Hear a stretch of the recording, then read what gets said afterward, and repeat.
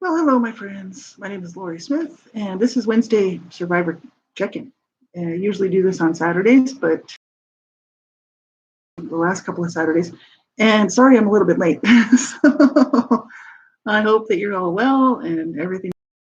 I just like to do these just as a check-in, for adult survivors of child abuse, and just for to be a bit of encouragement and a bit of support for people. I know it's hard. It's very, very hard.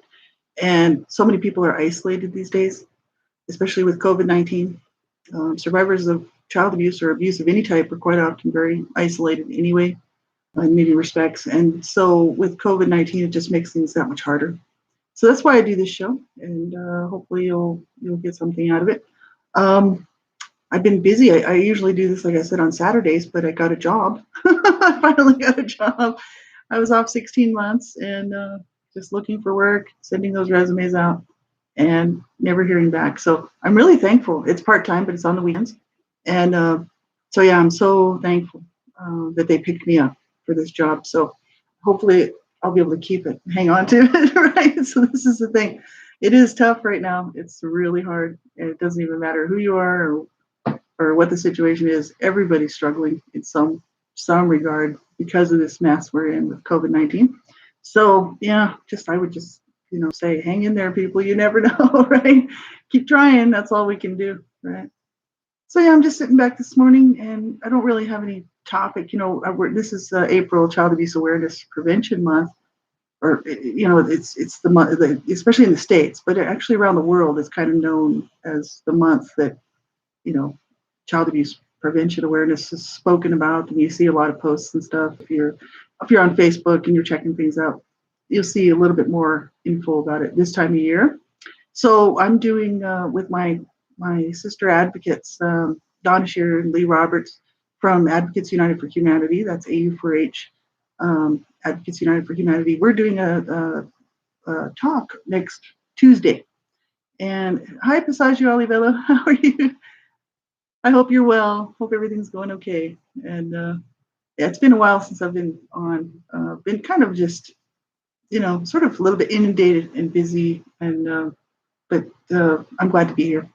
So we're going to be doing a webinar, and it's with Hope Collaborative. I was talking about it a few videos ago, and I did post a link to the actual webinar in my discussion section. You can look under there, and I did post. It's a poster, and it's got the info, but it's for families, and it's mainly in California. It's Riverside Family Services, Hope Collaborative. These two groups are getting together, putting on this webinar, and they've asked me to be a speaker to tell my story, and then my sister advocates, Donna Shirley Roberts and myself, are going to talk about the importance of child abuse prevention awareness, why it's so important for people to get involved, why it's so important to talk about it, and not let it get shoved back under the carpet, right? Because so many times, throughout history, actually it's just the ongoing issue that abuse and abuse-related stuff, of course, nobody wants to hear about it. So it's people just would prefer that it gets shoved back under the carpet so they don't have to deal with it. But the issue is that children are dying. And if they're not dying, they're just being seriously abused and wounded and ending up in the hospital anyway, even if they're not killed, they're just going to have to live through this horrible nightmare of child abuse. And so, I'm glad to be able to use my voice. I did talk a bit about that on a show that I did here just recently. And I said at that time, and I still say it, it's not my story that I'm telling. I am going to be telling my story. But the thing is I'm telling our story because so many of us, have gone through such horrible stuff. And, so many people can't speak out for whatever reason. So I don't mind using my voice just to be a voice for people who can't speak out, a voice for those whose voices were silenced, children who were murdered or died because of the abuse. They can't speak out. So that's why I'm glad to be able to use my voice. So I'm looking right at the camera, but you can't tell. It looks like I'm looking right down, but I'm actually looking at the camera, right at the light. So it's a little bit. It must be the way I have my computer setup. But anyway, I haven't been doing all that much healing work. I've been extremely busy trying to find a job. My benefits were going to be cut off here and very shortly, and I'm like, I have to get a job. There's just no putting it off. Like I was actively searching for work and not getting anywhere. And then finally got this little job. So it just started last weekend. And so I'm so thankful, really thankful, like I said. So I haven't been doing any kind of healing journey stuff. Haven't been even thinking too much about anything to do with my healing journey. Not much anyway, just because I've been so inundated. What I have been thinking about is how difficult it is for anybody who's struggling and needs resources, and to try to get those resources, just even in North America. And we have a lot more resources over here than a lot of countries, not every country, but quite a few countries around the world. And it's still hard to get resources here. It's hard to find people who actually care, and who are willing to actually sort of look at the situation for what it is, and help a person, right? So you just have to keep pushing and pushing and pushing to get help. You really do. We all do. It's sad that this situation is the way it is. It just tells you that the world doesn't have much room for people who are in need of anything. For instance, if you're somebody who suffers from a physical situation, I'm partially handicapped, for instance. I can't get any doctor really, except for this last doctor did help me with the cortisone shot, which was great for my ankle. But they're not doing anything for me for my hips, and my hips are bad. I mean, it's getting to the point where it's painful just to walk anywhere, just to get up to go to the bathroom. I mean, I have a lot of pain, but I'm not crippled yet to the point where I need a wheelchair. So if I end up in a wheelchair, then they'll help me. But before that, they're like, I don't care. Suffer on, just don't bother us. That's really sad.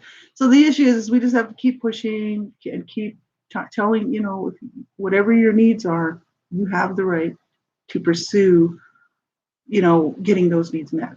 You really do. And as a survivor of abuse, many times, we don't feel like we count. Our needs don't matter because as children, our needs were often overlooked, right? It's kind of like, children growing up in an abusive situation, your needs are not being met, or neglect, or whatever it is. A child's needs are definitely not being taken care of and looked after, right? So then as an adult growing up, trying to get through this life after surviving abuse, it's kind of like, well, I guess, doesn't matter if my needs get met, and that's sometimes how people will feel. It's like, it's just too hard. It's too much work. It's too difficult. It really is. But it's difficult for people even who haven't been abused. I mean, I know people who have had difficulties trying to get their needs met with the healthcare system or whatever, who weren't abused as children. So, it's just hard. It's hard to get them to see you and to understand your situation, right? My husband was terminally ill for 17 years, and it was really difficult to get his needs met. I used to have to be the one to sort of be the, because I was his caregiver, I had to be the one to push for them to help him because he was terminally ill. Right? He was very sick, and he was in max pain. He was on max morphine. He was on enough morphine to kill somebody if you weren't used to that amount of morphine. He was really in a lot of pain and very, very sick. And so I had to be pushing all the time to try to get him help, right? And so we have to do that for ourselves. You know what I mean? If you don't have somebody that can help you do that, and you can't do that for yourself, then you need to step up, make a phone call, start talking to some people about getting somebody to do that for you. But I'm able to do that and push myself. So, that's what I do. But it's just realizing that we have the same rights as anybody else to get our needs met, no matter what those needs might be in our own particular situation, right? So that's something that I've been working on. I'm still working on it. Still, it takes time, and nothing really happens overnight. Really, too bad. Because when you're in pain and you're hurting and you need help, quite often you you need it to happen that quick, but unfortunately it doesn't. Um, so it's a matter of just finding a doctor or somebody who's going to work with you, and that's what I'm working. That's what I'm looking for. And the one doctor I had before, I had for a year, and I gave her a year to prove herself whether she was really going to help me or not, and she didn't. She wasn't. I went and got another doctor, and he's been better. He's been a lot better. He got me a cortisone shot right away for my ankle, but I need cortisone shots for my hips. I need seriously, I need help. It's like, okay, I'm about who knows how many years away from a wheelchair. You know what I mean? Like, it's terrible, and I need physiotherapy. I need something, But they're like, eh, you look okay to me. It's because they're not in your body. They're not feeling the pain that you're feeling. They can see the X-rays and the broken bones and the arthritis and all of that stuff, and a lot of that's from the abuse. Not all of it, but quite a bit of it. It's like, but they don't care. They're like, hey, oh, whatever. You got to be pretty well crawling in. Just, it's sad. They don't want to deal with it. So it's kind of like, okay, then what? Go to the emergency room? Then they don't want to deal with it. Why didn't you just go to your doctor? It's like, because my doctor's not helping me. That's why. So it's very difficult to get um, people to see what your situation is and actually understand what a difficult situation you're in. So we just have to keep trying, especially with COVID now, because COVID-19 has sort of taken precedence over everything. And so, people's minds are really thinking about that. Doctors' offices, healthcare workers.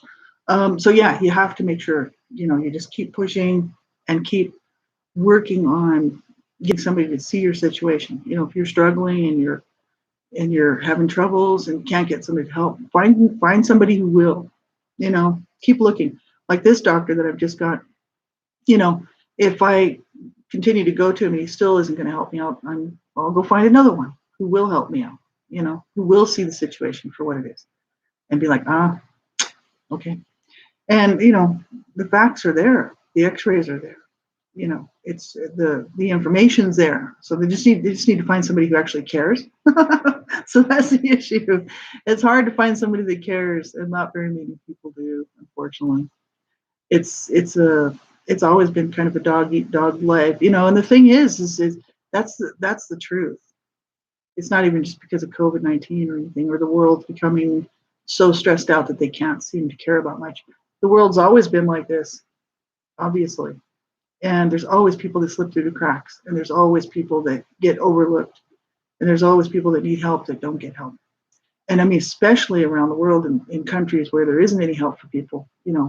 North America's even has always still had people that slip through the cracks and just for some reason just can't get help. And that's just not okay, because I'm a person too, just like everybody else. And that's where we have to draw the line and say, look, I deserve help just like anybody else, and I deserve the opportunity to get help just like anybody else. So that's where we have to keep fighting for this stuff, and it's tough. It really is. So that's what I've been dealing with mainly, is just a lot of pain and a lot of struggling.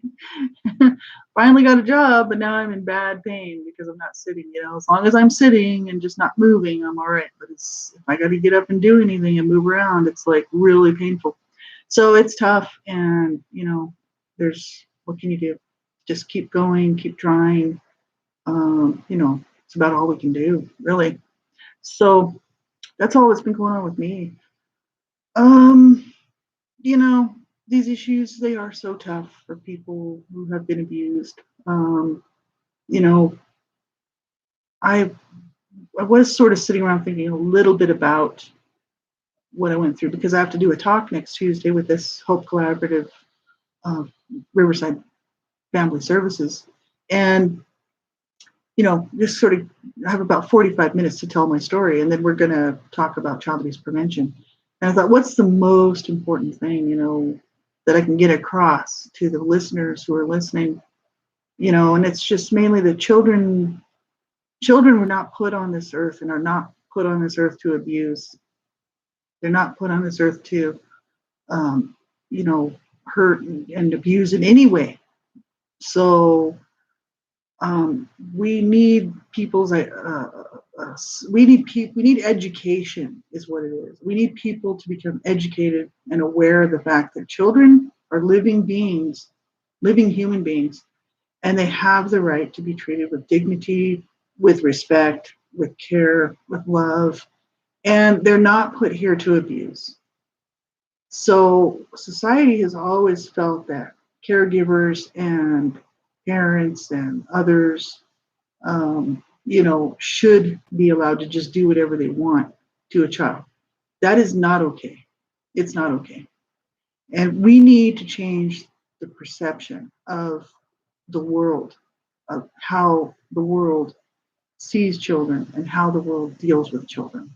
This is ridiculous. And, it's not okay what people are doing to children. And the world says, well, it's not my child, so why should I care? You know, they may even know that a child's being abused. I was talking about that on the last show that I was doing. And it's just like, but they don't make a call because they don't care, So that child dies. And that child's life is taken. And so many times those offenders get off. It's not okay. I'm going to be telling my story, so I'm not going to be so much talking about child abuse prevention in that. And, but probably the most important thing I think that, to bring to parents' ears and people who are listening at this webinar would be, that a child, is not perfect, just like the parent's not perfect. And the child's going to make mistakes and mess up, and the child's going to cause, parents to be stressed out. But that's not an excuse for abuse. And so many people think that abuse is discipline and discipline is abuse, and it's not. They're two different things. So the issue is it's not okay to beat your children and to, treat your children horribly, even if you don't physically abuse them and you emotionally abuse them or psychologically abuse them. It's worse. You know what I mean? It's because physical abuse, there's always emotional abuse and psychological abuse in there too. But the issue is that even if a child's not being physically abused or sexually abused, emotional abuse and psychological abuse is enough to send a child over the edge. So this is where, I'm going to make sure that the listeners at that webinar understand that it's just not okay to do to a child. And there's no way the person can say, oh, well, it's just that the parents were struggling and having a hard time. There's no excuse for that. There's no excuse, none whatsoever. I paid the price for that. You know what I mean? Like I'm still here, but I've suffered because I was abused as a child. I'm still suffering because I was abused as a child. I made it, but it's like, the damage is done, right? So it's not okay. And, people need to change the way that they see children. And they need to be responsible as adults and caregivers and, teachers and coaches and all of these people who have, that have access to children. They need to change the way that they see children and stop abusing them, right?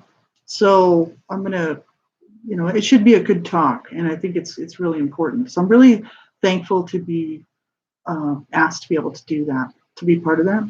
And, we'll just keep making as much noise as we can, right? That's all we can do. Just keep trying. And that's why, there's so many of us out here doing this and, making so much noise is because children are dying. They're still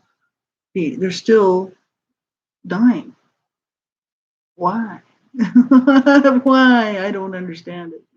I don't get how people could do that to a child. I really don't. Children, um, they're not put here to be a punching bag or somebody's sex toy or somebody's little scapegoat. Um, there's not. But there's just so many really sick and twisted people out there who have access to children, right? And so it's just horrible. It really is. Um, I was going to do some more shows on child abuse prevention here, but like I said, I sort of ran out of time. It's already going to be the end of the month, so we'll see.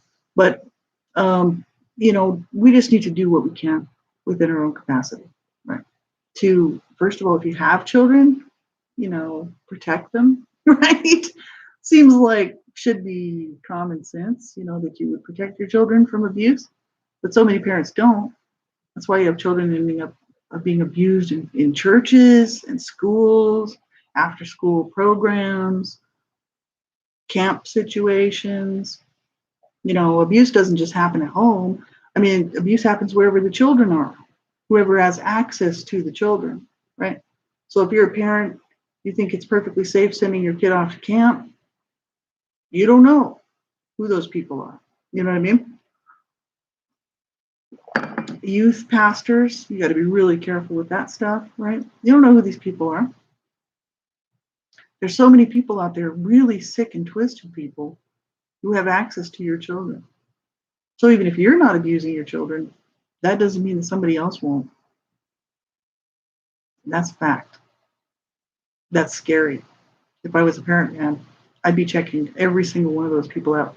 Make sure that they don't have a criminal background. They're not on a one of those child sex offender lists. You can do the searches on people, right?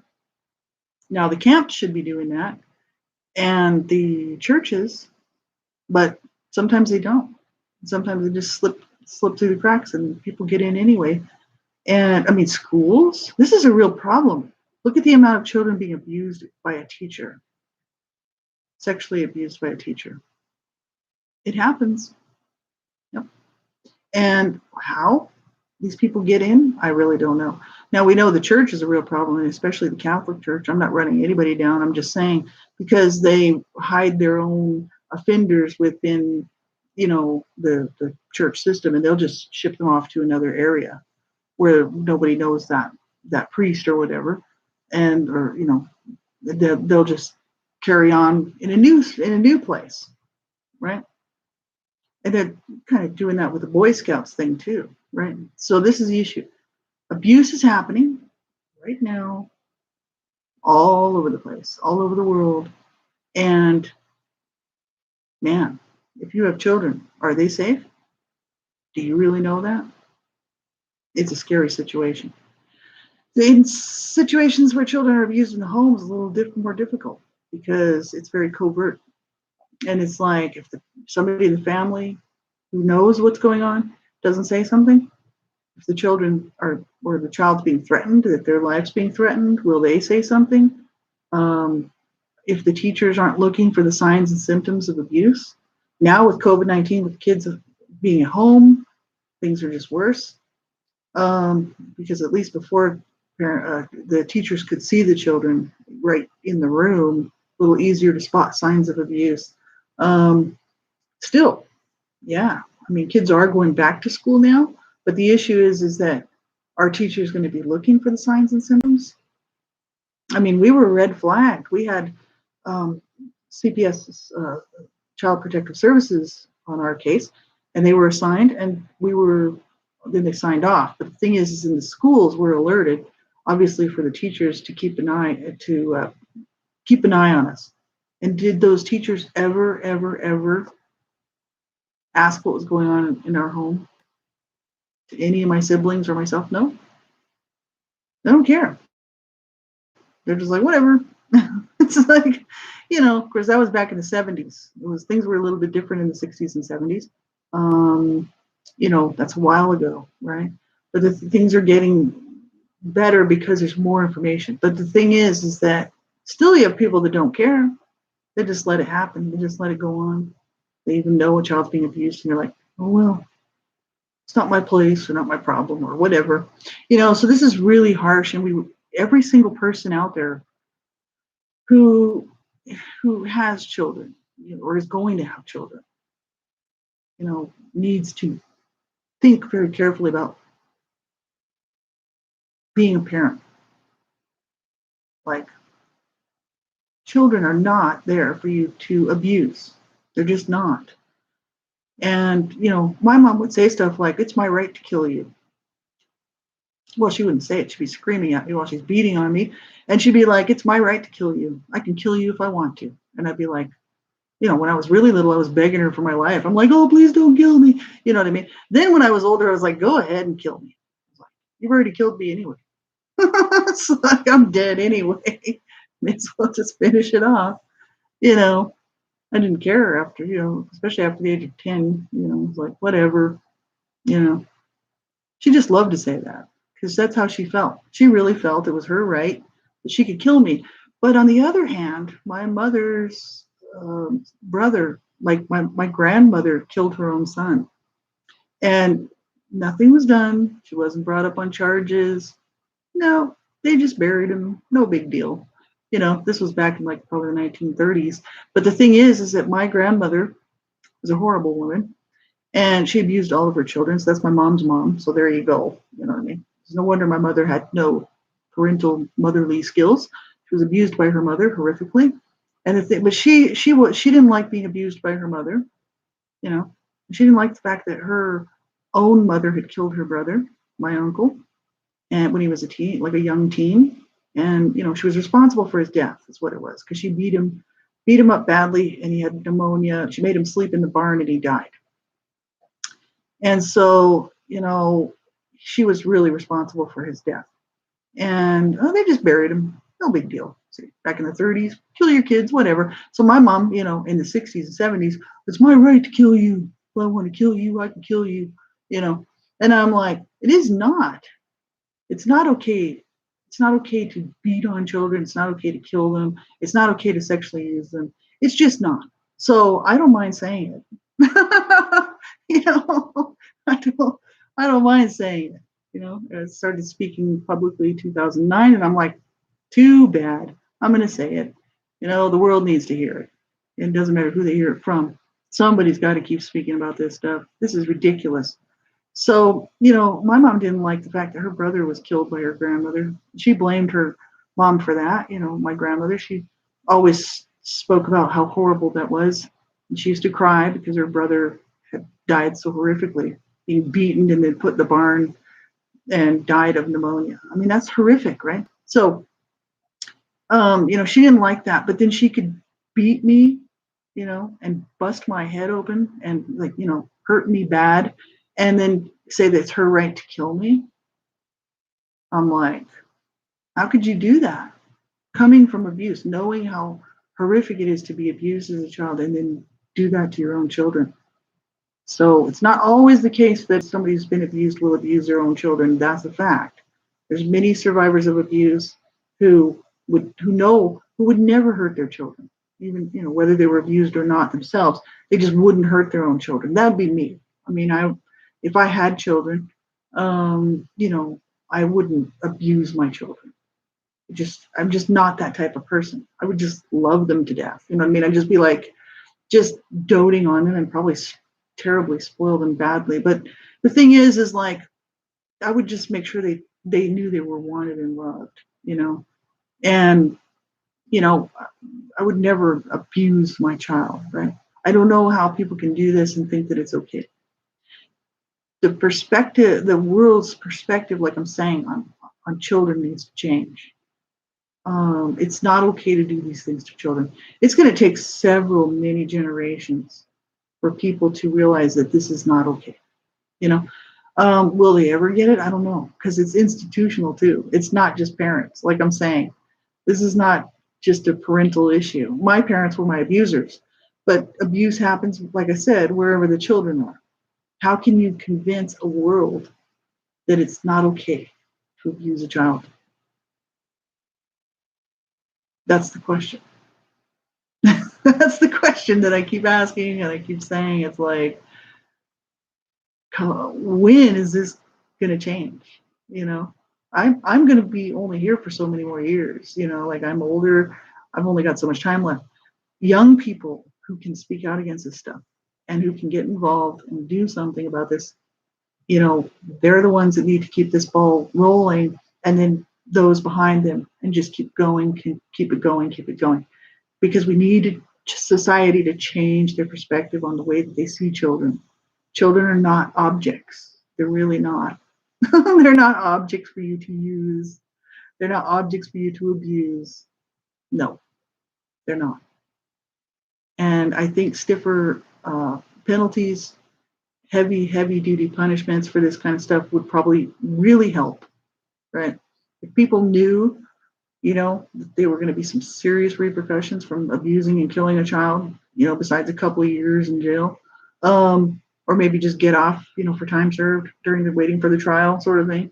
A lot of people just, they only do a couple of years for killing a child, and the court says, oh well, the child was only so many years old, wouldn't have known what was happening anyway. That's BS, bull crap. You know what I'm saying? That's a living being we're talking about there, and that's not okay. If you do that to an animal, it's animal abuse, it's animal cruelty, and you can do some serious time with that. Kill a child, no big deal. People are doing it, they get off a couple of years later. Even if they do time, they only do a couple of years. It's no big deal, right? So we seriously need to change this whole situation. How? I don't know. Too many. There's not, like I said, there's a lot of people speaking out against this and a lot of work being done. It's not enough, obviously. That's why I'm doing this. That's why I went public with my stuff. It has nothing to do with trying to be famous or trying to make money on my books. I donate the money for my books, right? Because it's like, no, this is all about making a change in the way that people feel and think about children, right? It's not about being popular or famous. You know what I mean? That's why I'm not here just like a sort of famous person putting on a show. It's just me. You know what I mean? And it's like, there needs to be more people, more government assistance in on this. We need more money in on this, and we need more done, because children are dying, right? And they're still dying. They're going to die tonight. They're going to die tomorrow. And it's a worldwide problem. Like, it's not just North America. It's not just some part of the world. It's always been a worldwide problem. How do you get the world to change the way they feel about children, or the way that they think about children? That a child is not put on this earth to be sexually abused or physically abused or emotionally, psychologically abused, verbally abused. It's just not okay. And it's sheer ignorance for people to continue doing this stuff and thinking that this is all right. And it's like, what do you do? It's, people say, well, people have rights, you just can't infringe on their rights. Well, what about the rights of the child? Children have rights too. They really do. Thank God. Finally got them, right? Hasn't been all that long, but children do have rights. So we seriously need to keep making noise. And that's what I'm doing. That's all I'm doing. I wish I could do more.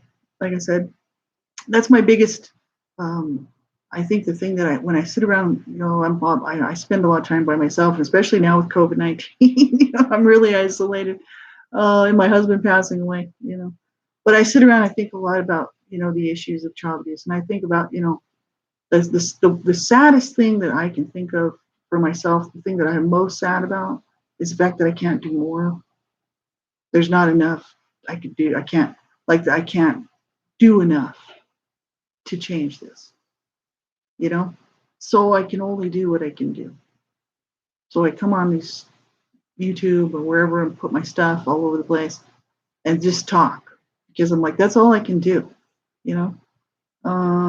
It's like, as far as public awareness goes about child abuse and about the issues, It's just so important for people to realize this is happening right next door to you. You just don't know it, right? People are abusing children on your street, on your block. It's happening right next to me. You know what I mean? I don't have a lot of kids in this building. There's a big couple, but the issue is it's happening, you know, and it will continue to until we can get the world to um, treat children differently, right? And children are just small little grown-ups that haven't grown up yet. So why people think it's okay to abuse them, it's just beyond me. I can't figure it out. How people could think that it's okay to do those horrific things to children and think that's all right, you know? Because it's not. It's not okay. So we have to just keep using our voice, keep doing what we can.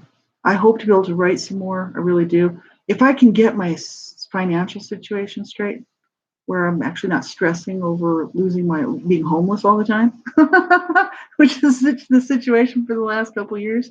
I'll be able to concentrate on doing some more writing because I would like to do some more writing. And I'm always going to be speaking as long as I have an internet connection and a computer or some way to do it. I'll be continuing to speak out. But I'd like to do some more writing too. And it's just do whatever you can in your own capacity, right? That's all we can do. So, but yeah, that's mainly what this month is all about: is child abuse prevention. It's just so important. We're going to be doing a show, Advocates United for Humanity, AU4H Radio. I'm the volunteer radio programmer for that one. That's the group I volunteer with. And those are really my best friends, my sisters. I call them my sisters because they are my sisters. Not by birth, but not by blood, but they're my sisters. And we're going to be doing a show tonight and having Maureen Rule come on. And she's an author. She's a survivor of child sexual abuse, incest, like myself. And we're going to talk about child abuse, child sexual abuse prevention tonight. So that's on AU4H Radio here on YouTube. And we're on just about every Wednesday night at 7 p.m. Mountain Standard Time. So that's 9 p.m. Eastern Standard Time. And we're usually on for an hour and a half. And all three of us have been advocating together for a long time, since basically 2009, 2010, right in there somewhere. And those ladies helped me get through. I mean, they really are more sisters to me than my own sisters were, for sure. They're awesome. And Donna was responsible for one of the people responsible for getting Connor's Law initiated. And so she's been such a great voice out there for, to stop, prevent child abuse, like Donna Shear. So she's so knowledgeable. And so I hope that you'll tune into our show tonight. And Lee Roberts, she's done so much work with missing and unidentified and the deaf community because Lee Roberts is deaf. And so I hope that you'll join us there tonight. And then if you have questions for Maureen Rule, you can always ask her, anything you want to ask her. And she's an author and she's an advocate. So that should be a really good show. So that's for tonight. And then next Tuesday, we're doing the Hope Collaborative webinar workshop with Riverside Family Services. And that's where I'm going to get to tell my story. So I only have 45 minutes. I talked for like 25 hours about my story. I could probably, do 100 hours of talking about it, but it seemed pretty redundant. Like I really just wanted to bring out the main points of what the issues were, and that was 25 hours worth of material on my Born in Hell video series here. So if you are interested in my story and you haven't checked it out, those videos, Born in Hell series, are where I talked really from the ages pretty well. I had to go back and put myself into the mindset of how old I was, what was happening in the house at the time, and the abuse that I was, trying to live through, and how it made me feel, what it did to me as a young person, as a teen, all the way through and into my young adult life. So many problems.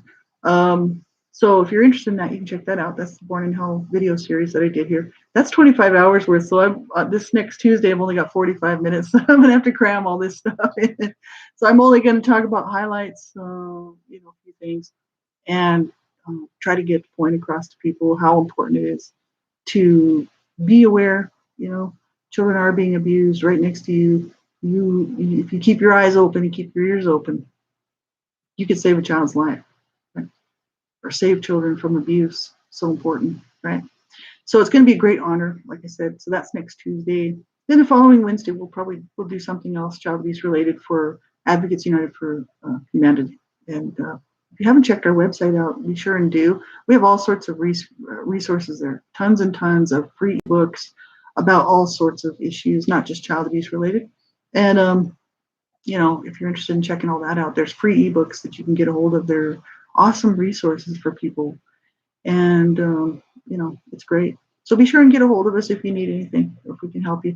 I know Donna was involved with a suspected child abuse case yesterday, and so we're out here trying to stop child abuse is what we're doing, and we're not for profit, 501c3, not for profit. So none of us are getting paid. We do this because we care, and we're not doing this for money. We're just doing this because we care, right?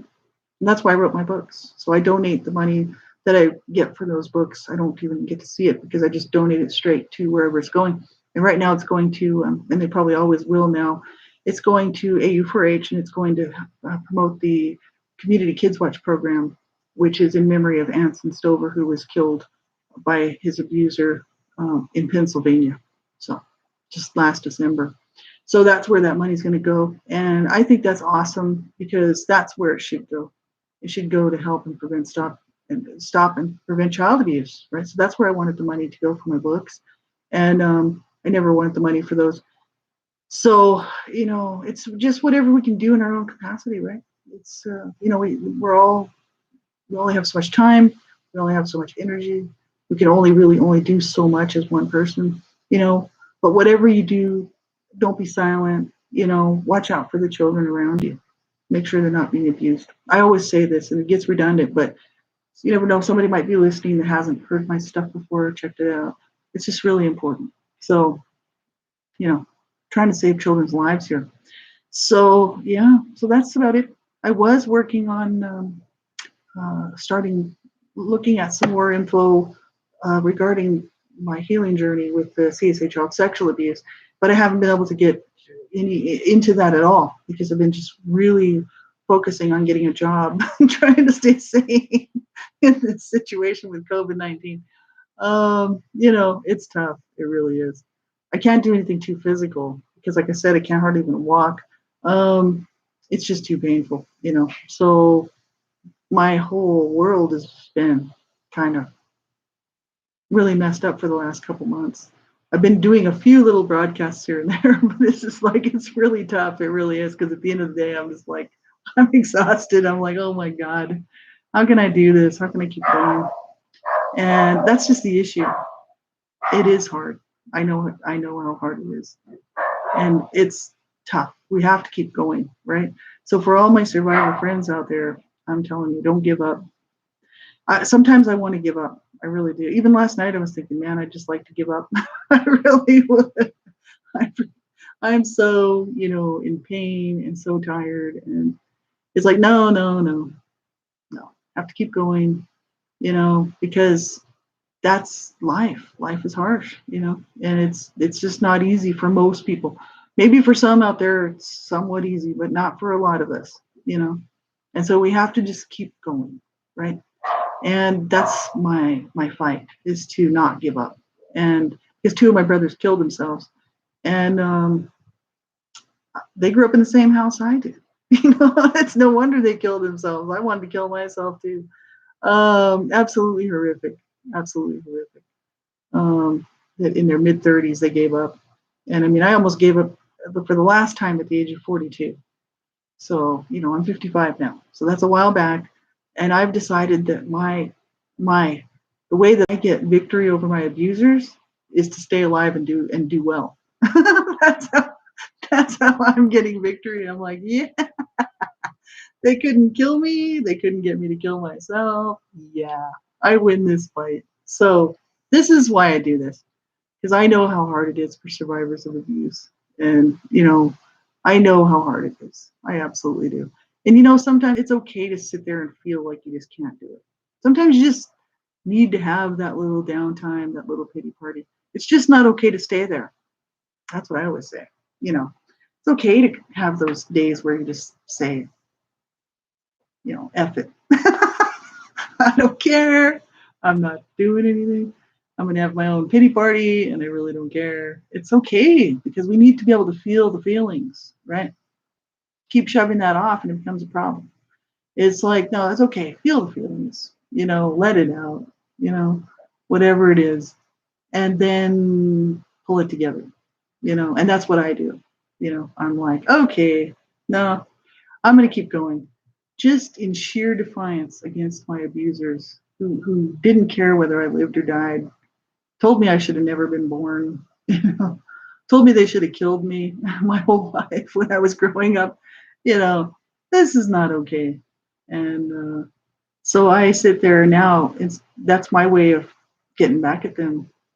That's my revenge is to do life and to have a good life, the best life that I can have, which is just take care of myself.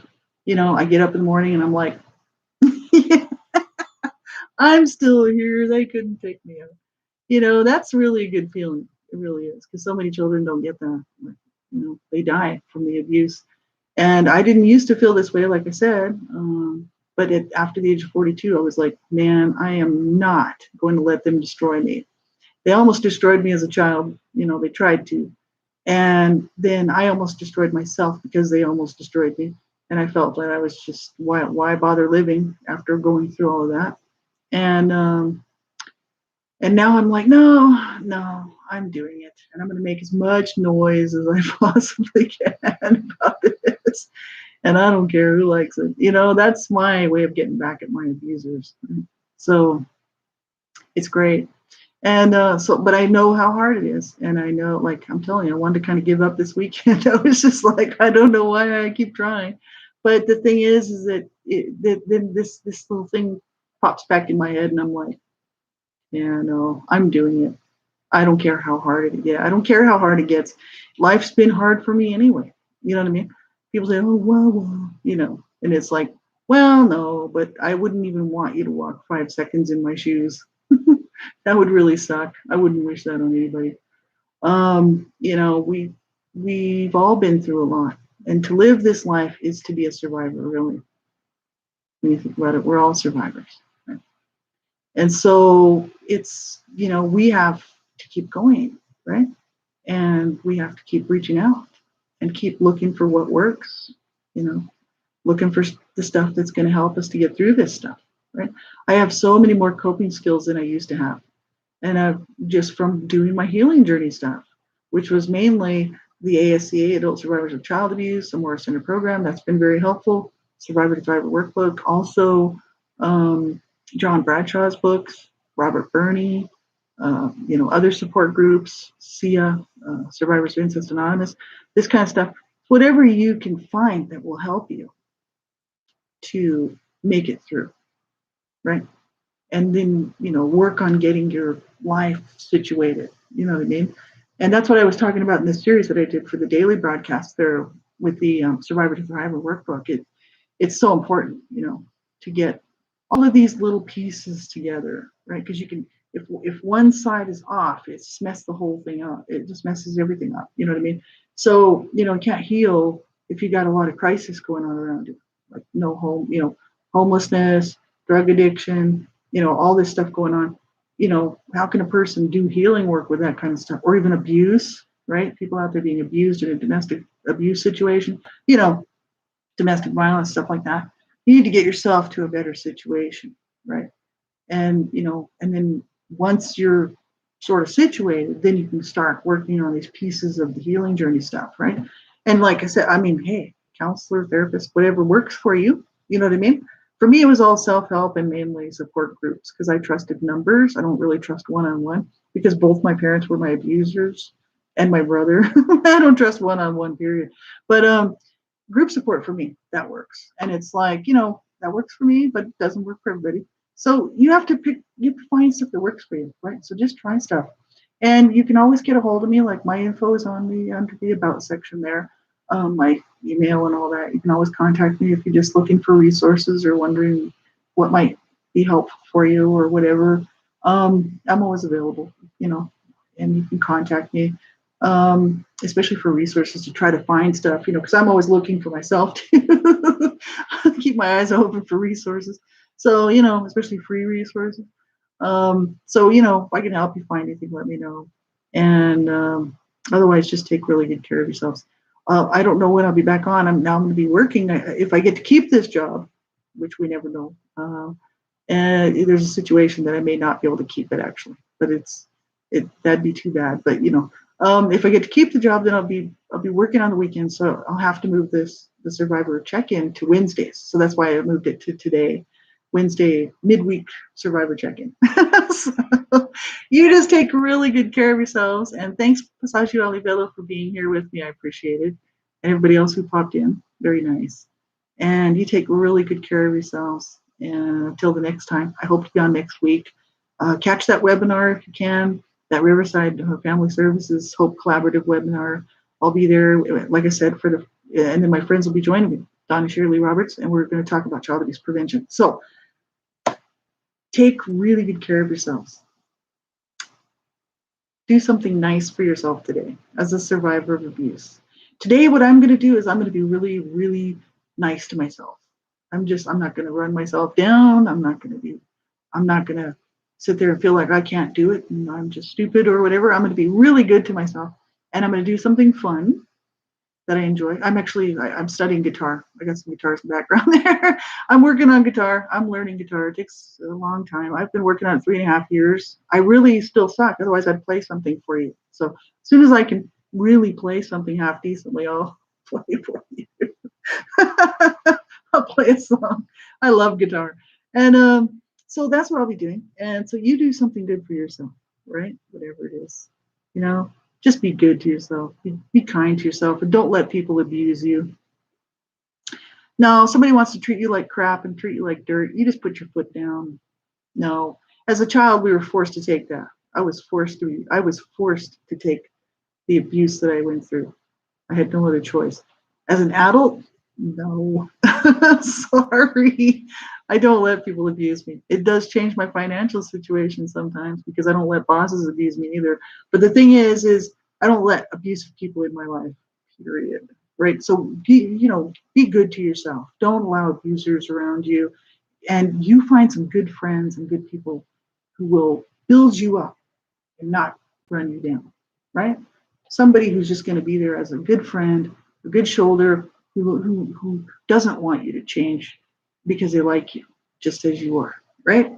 That's what we need, because that's what I love myself just as I am, messy, wounded, whatever, it's unperfect, you need to do the same. Really, be good to yourself, be kind to yourself, love yourself, and remember, I love you. You take good care of yourselves. Talk to you later.